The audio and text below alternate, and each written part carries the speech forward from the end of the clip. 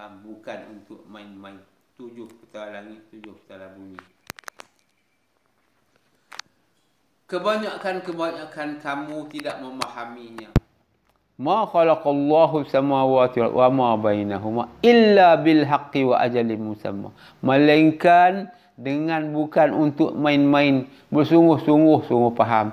Buat kami ciptanya tangan, kami ciptanya mulut, kami ciptanya akal fikiran, kami adakan lagi, kami kemaskan lagi Quran melalui hadis, melalui rasul-rasul kami, supaya kamu jadi orang yang bina dan terbina kedudukan kamu, lagi faham, lagi baik.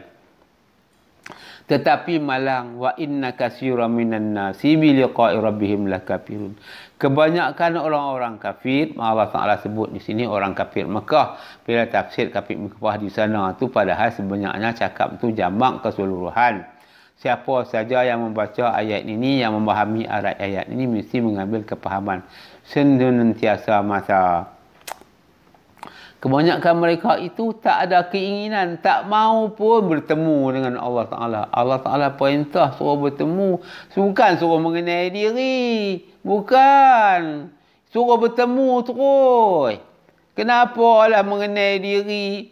Awal-awal agama mengenai diri, ambil faham diri. Allah Ta'ala tak suruh. Yang Allah Ta'ala suruh bertemu. Perintah pertemuan, berlaku pertemuan dengan Allah Ta'ala.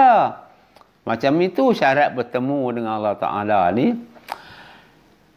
La tusyriku bihi syai'ah. Jangan menyengutui akannya walaupun sedikit. Allah Ta'ala tak mau menyengutui walaupun sedikit. Menyengutui ni tuan-tuan, nak memahami menyengutui macam mana, mestilah mempelajari ilmu tauhid. Syirik tu ada 3 jenis. Melalui YouTube ini saya menjelaskan kepada tuan-tuan. Ambillah alamat, moga-moga, mudah-mudahan tuan-tuan dapat bertemu dengan saya. Saya akan menyampaikan kepada tuan-tuan ilmu tauhid. Tak jemu-jemu, walaupun pagi, walaupun petang. Jangan malam saja. Dikecualikan kerana anak-anak saya, cucu-cucu saya nak berehat di rumah. Saya menjelaskan ilmu tauhid ni waktu pagi. Seelok-eloknya pukul 9 pagi sampai pukul 3 petang. 3:15 tu bolehlah. 3:15 petang. Jadi ambil alamat kedudukan rumah saya. Alamat rumah saya 762 Jalan Kenari, Lebuh Raja Wali, Kampung Datuk Ahmad Said, tambahan 2, Ipoh, Manjui. 762 Jalan Kenari, Lebuh Raja Wali, Kampung Datuk Ahmad Said, Manjui, Ipoh. Kalau bagi orang yang jauh, Ipoh, Perak, Darul Ridwan. Macam tu.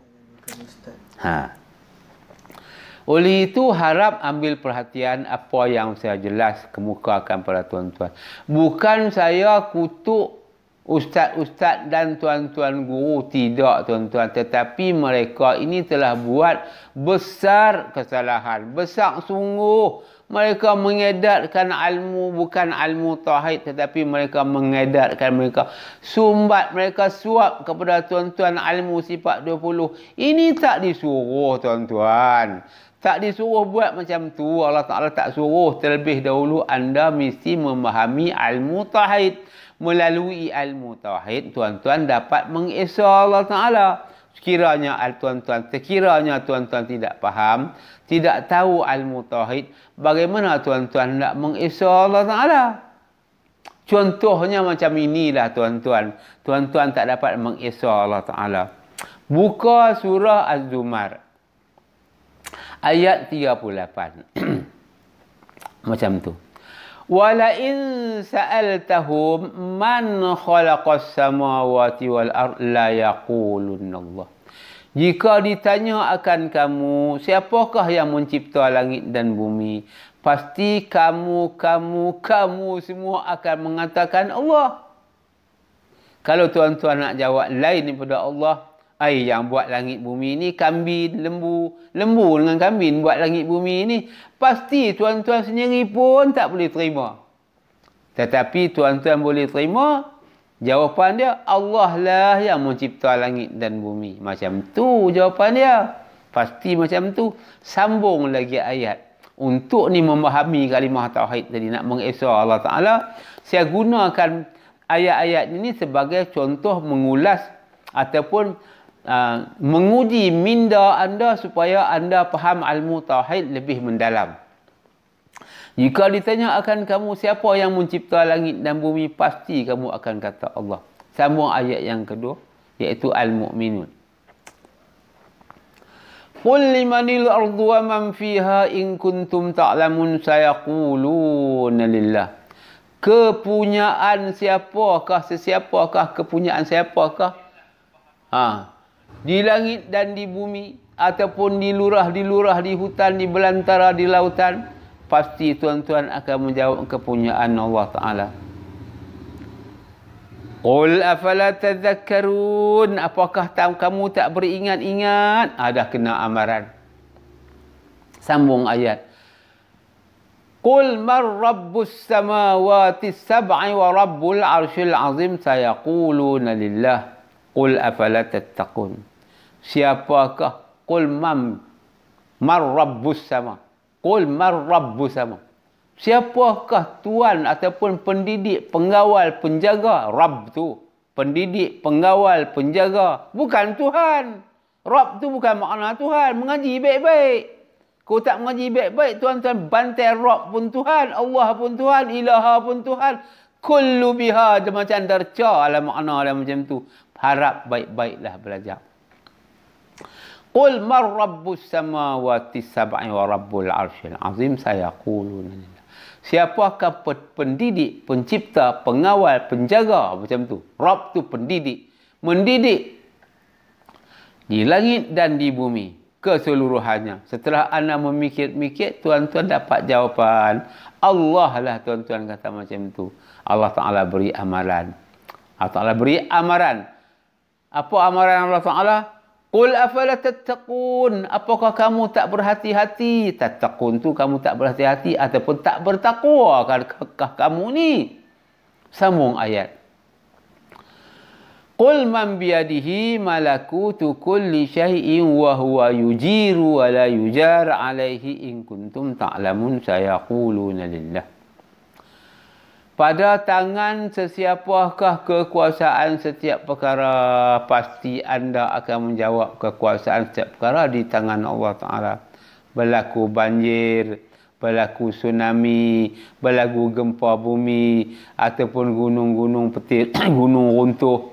Tuan-tuan akan jawab tak terdaya, tak mampu nak mengatasinya. Melainkan semua kedua belah tangan Allah Ta'ala saja yang memerintah, yang memegangnya. Ayat penghabisan. Setelah anda jawab Allah, Allah, Allah, anda jawab Allah, Allah. Pertama pun jawab Allah dah.